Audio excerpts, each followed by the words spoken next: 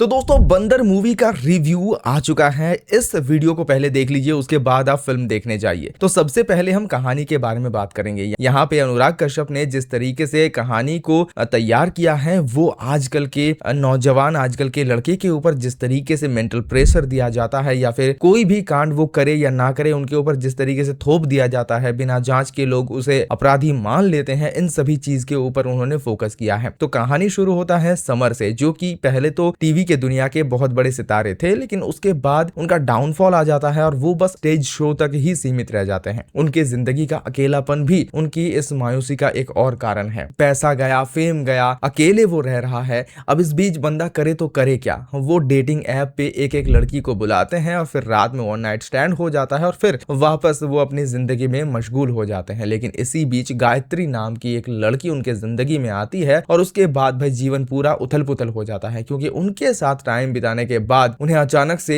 Arrest कर लिया जाता है और वो चला जाता है जेल। जेल के अंदर उनका लाइफ कैसा है, कैसा टॉर्चर देखने को मिलता है, जेल के अंदर भी बाकी जितने कैदी हैं उनका लाइफ कैसा चल रहा है, सब कुछ यहाँ पे क्लियरली दिखाया गया है। साथ ही ये भी बताया गया है कि बॉबी देओल अभी तक प्रमाण कर नहीं पाया है कि वो दोषी है या निर्दोष, तभी से लोग उन्हें कल्प्रिट मान लिए हैं। और ये लड़कों के साथ बहुत ज्यादा होता है जब कोई लड़की सामने से आकर अपने बारे में हुए घटित कुछ ऐसे कहानी कहते हैं या फिर सच्ची कहानी भी कहते हैं। तो दोस्तों बॉबी देओल के इसी पूरे सच्चाई को सामने लाने की कोशिश किया गया है इस मूवी में, लेकिन अंत में आप काफी ज्यादा इमोशनल हो जाएंगे। क्या इस मूवी में कोई ट्विस्ट है या नहीं, ये सब कुछ जानने के लिए आपको मूवी देखना पड़ेगा। अगर एक्टिंग की बात किया जाए तो बॉबी देओल का one of the best movie कहा जा रहा है, क्योंकि देखिए एनिमल मूवी में वो विलन के किरदार में थे। अगर बात की जाए आश्रम वेब सीरीज में तो वहां पर भी एक छुपा विलन का ही रूप था, लेकिन यहाँ पे उनका जो इमोशनल पार्ट देखने को मिला है, जब वो दुखी होकर रोते हैं तो आपको भी वो दुख महसूस होता है। आप वो समझ पाएंगे आजकल के जनरेशन के लड़कों के साथ, मर्दों के साथ जो हो रहा है वो यहाँ पे क्लियरली दिखाया गया है। लेकिन वो भी कितना दूध का धुला हुआ है वो भी आपको पता चलेगा इस मूवी में। और इस किरदार को उन्होंने इतना बेहतरीन तरीके से निभाया है कि आप इंप्रेस हो जाएंगे। गायत्री की किरदार निभाने वाली एक्ट्रेस भी बहुत बेहतरीन है। इस मूवी में एक प्लस पॉइंट ये है कि यहाँ पे जितने भी साइड कैरेक्टर भी हैं वो फ्रेम को भरने के लिए नहीं, बल्कि उनका बहुत अहम किरदार है। अगर छोटा सा भी रोल किसी का भी आप देखेंगे, किसी लड़की का हो या फिर लड़के का, तो वो भी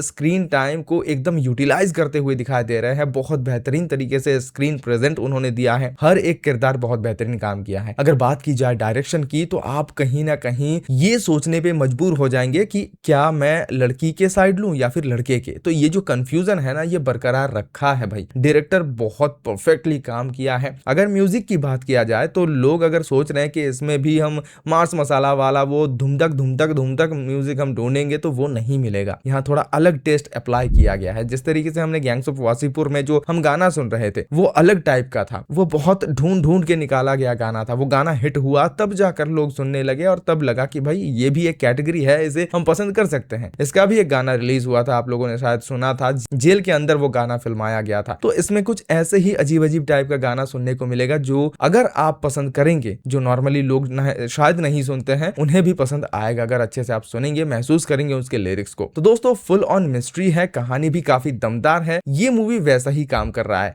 बाकी मैं आपको बता देता हूं, अगर आप देखना चाहते हैं तो ऑफकोर्स नजदीकी सिनेमा हॉल में जाकर देखिए। अगर रिव्यू की स्टार की बात किया जाए तो इसे हमारे तरफ से 5 में से 3.9 स्टार दिया जाता है।